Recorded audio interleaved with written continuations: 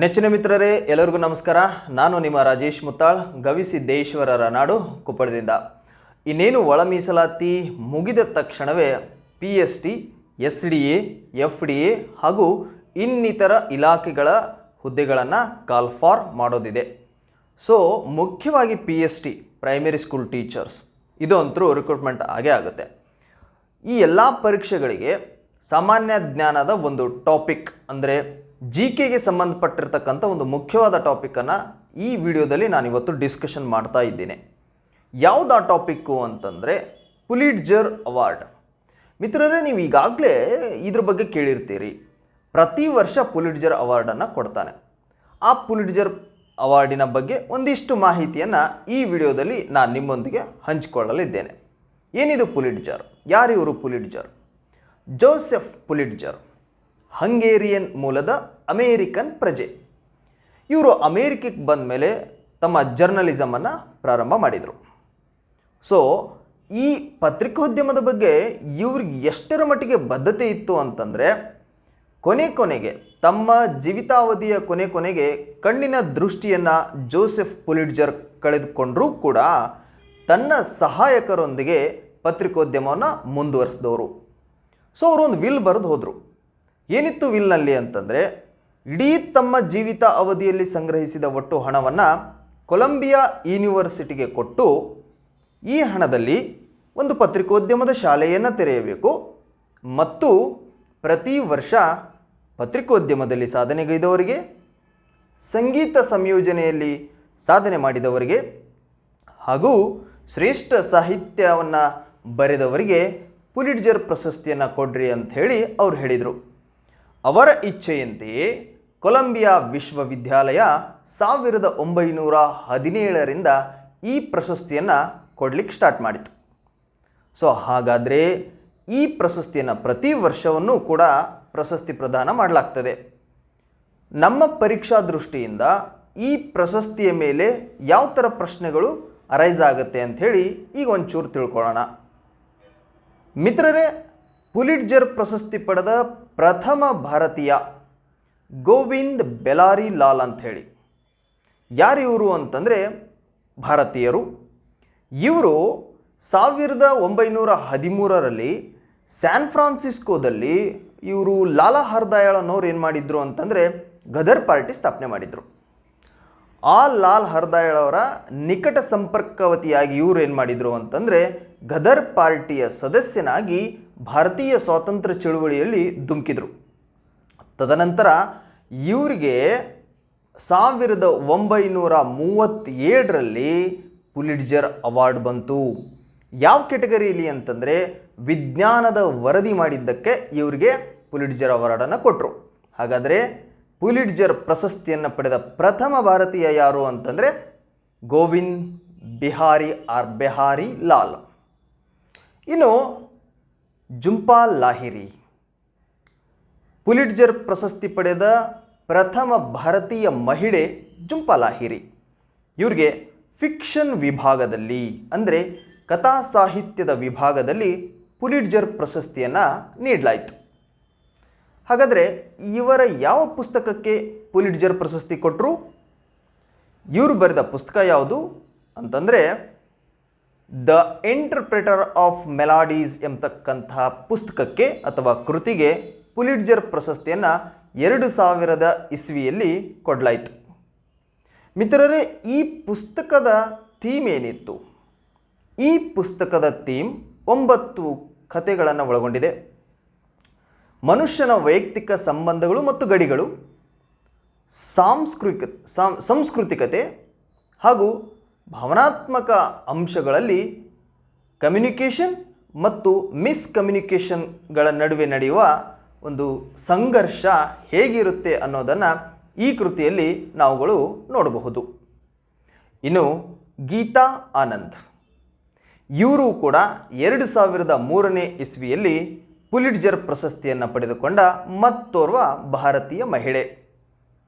ಹಾಗಾದರೆ ಇವರಿಗೆ ಯಾವ ವಿಭಾಗದಲ್ಲಿ ಪುಲಿಟ್ಜರ್ ಪ್ರಶಸ್ತಿಯನ್ನು ಕೊಟ್ಟರು ಅಂತಂದರೆ ಕಾರ್ಪೊರೇಟ್ ಹಗರಣಗಳ ಕುರಿತು ಬರೆದ ಲೇಖನಗಳ ಸರಣಿಗಾಗಿ ಪುಲಿಟ್ಜರ್ ಪ್ರಶಸ್ತಿಯನ್ನು ನೀಡಲಾಯಿತು.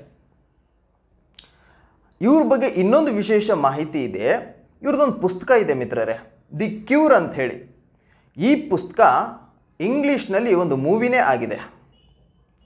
ದಿ ಕ್ಯೂರ್ ಪುಸ್ತಕದ ಕರ್ತೃ ಯಾರು ಅಂತಂದರೆ ಗೀತಾ ಆನಂದ್.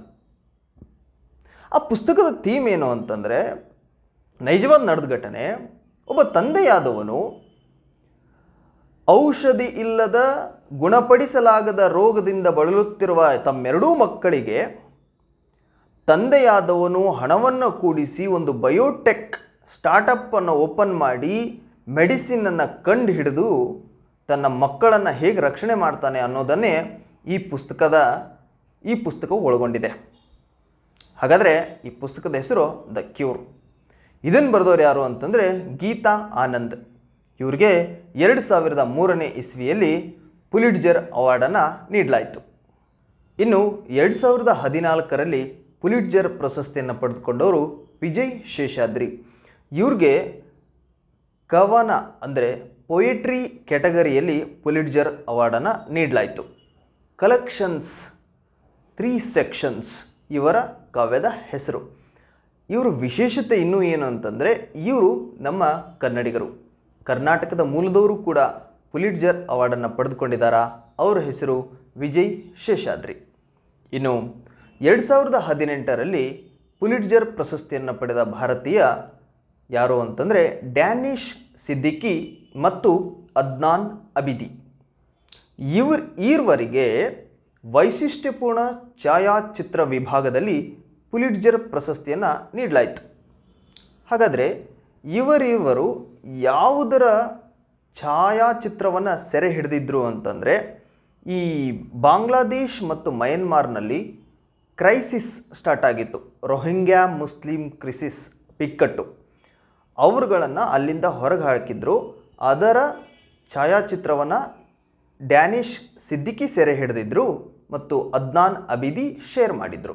ಹಾಗಾಗಿ ಇವರಿಗೆ 2018ರಲ್ಲಿ ವೈಶಿಷ್ಟ್ಯಪೂರ್ಣ ಛಾಯಾಚಿತ್ರಗ್ರಾಹಕ, ಆ ಸೆರೆ ಹಿಡಿಯೋದ್ರಲ್ಲಿ ನಿಸ್ಸೀಮರಾಗಿದ್ದರು ಅಂಥೇಳಿ ಇವರಿಗೆ ಆ ವಿಭಾಗದಲ್ಲಿ ಪುಲಿಟ್ಜರ್ ಪ್ರಶಸ್ತಿಯನ್ನು ನೀಡಲಾಯಿತು.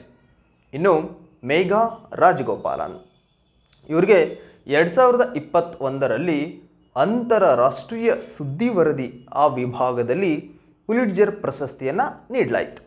ಇನ್ನು 2022ರಲ್ಲಿ ಡ್ಯಾನಿಶ್ ಸಿದ್ದಿಕಿ, ಅದ್ನಾನ್ ಅಬಿದಿ ಮತ್ತು ಅಮಿತ್ ದುವೆ, ಸನ್ನಾ ಇರ್ಷದ್ ಮುಟ್ಟು ಈ 4 ಜನರಿಗೆ 2022ನೇ ಸಾಲಿನ ಪುಲಿಟ್ಜರ್ ಪ್ರಶಸ್ತಿಯನ್ನು ನೀಡಲಾಯಿತು. ಯಾವ ಕೆಟಗರಿ ಅಂತಂದರೆ ವೈಶಿಷ್ಟ್ಯಪೂರ್ಣ ಛಾಯಾಚಿತ್ರ ಸೆರೆ ಹಿಡಿಯುವುದರಲ್ಲಿ. ಹಾಗಾದರೆ ಈ ಬಾರಿ ಇವರು ಯಾವುದರ ಛಾಯಾಚಿತ್ರವನ್ನು ಸೆರೆ ಹಿಡಿದಿದ್ರು ಅಂತಂದರೆ ಕೋವಿಡ್-19 2ನೇ ಅಲೆಯ ಆ ಒಂದು ನರಕಯಾತನೆಯ ಚಿತ್ರವನ್ನು ಸೆರೆ ಹಿಡಿದು ಜಗತ್ತಿಗೆ ತೋರಿಸಿದ್ರು. ಹಾಗಾಗಿ ಇವರುಗಳಿಗೆ ಪುಲಿಟ್ಜರ್ ಅವಾರ್ಡನ್ನು ನೀಡಲಾಯಿತು. ಮಿತ್ರರೇ, ಇಲ್ಲಿವರೆಗೂ ಪುಲಿಟ್ಜರ್ ಪ್ರಶಸ್ತಿಯನ್ನು ಪಡೆದ ಭಾರತೀಯರು ಪ್ರಮುಖರು ಅವರುಗಳನ್ನು ನಾವು ತಿಳಿದುಕೊಂಡ್ವಿ. ಹಾಗಾದರೆ ಒಂದು ಸಲ ರೀಕಾಲ್ ಮಾಡೋದಾದರೆ, ಪುಲಿಟ್ಜರ್ ಪ್ರಶಸ್ತಿ ಪ್ರಾರಂಭ ಆಗಿದ್ದು 1917ರಲ್ಲಿ. ಪುಲಿಟ್ಜರ್ ಪ್ರಶಸ್ತಿ ಪಡೆದ ಪ್ರಥಮ ಭಾರತೀಯ ಗೋವಿಂದ್ ಬೆಹಾರಿಲಾಲ್ 1937ರಲ್ಲಿ. ಪುಲಿಟ್ಜರ್ ಪ್ರಶಸ್ತಿ ಪಡೆದ ಪ್ರಥಮ ಭಾರತೀಯ ಮಹಿಳೆ ಜುಂಪಾ ಲಾಹಿರಿ 2000ರ ಇಸ್ವಿಯಲ್ಲಿ. ಇನ್ನು ಪುಲಿಟ್ಜರ್ ಪ್ರಶಸ್ತಿಯನ್ನು 2 ಬಾರಿ ಪಡೆದ ಭಾರತೀಯರು ಯಾರು ಅಂತಂದರೆ ಏಕೈಕ ಭಾರತೀಯ ಡ್ಯಾನಿಶ್ ಸಿದ್ದಿಕಿ, ಒಂದು 2018ರಲ್ಲಿ ಮತ್ತೊಂದು 2022ರಲ್ಲಿ. ಡ್ಯಾನಿಶ್ ಸಿದ್ದಿಕಿರವರು ಅಫ್ಘನ್ನರು ಮತ್ತು ತಾಲಿಬಾನಿಗಳ ನಡುವೆ ನಡೆದ ಸಂಘರ್ಷದಲ್ಲಿ ಹತ್ಯೆ ಆದರು ಅಂಥೇಳಿ ನಮ್ಗಳಿಗೆ ಎಲ್ರಿಗೂ ಗೊತ್ತಿರುವಂಥ ಸಂಗತಿ. ಮಿತ್ರರೇ, ಇಲ್ಲಿವರೆಗೂ ಈ ಪುಲಿಟ್ಜರ್ ಅವಾರ್ಡಿನ ಬಗ್ಗೆ ಒಂದಿಷ್ಟು ಮಾಹಿತಿಗಳನ್ನು ನಾವು ತಿಳಿದುಕೊಂಡ್ವಿ. ಸೊ ಯಾರು ಪ್ರಥಮ ಬಾರಿಗೆ ನಮ್ಮ ವಿಡಿಯೋವನ್ನು ನೋಡ್ತಾ ಇದ್ದೀರಿ, ದಯಮಾಡಿ ಸಬ್ಸ್ಕ್ರೈಬ್ ಮಾಡ್ಕೋಬೇಕು. ಹಾಗಾಗಿ ಯಾರಿಗಿದು ಇಷ್ಟ ಆಗಿದೆ ಅವರು ಶೇರ್ ಮಾಡಿರಿ ಅಂತ ಹೇಳ್ತಾ, ಮತ್ತೊಂದು ಹೊಸ ವಿಷಯದೊಂದಿಗೆ ಮತ್ತೆ ನಿಮ್ಮ ಮುಂದೆ ಬರ್ತೀನಿ. ಅಲ್ಲಿವರೆಗೂ ನಮಸ್ಕಾರ.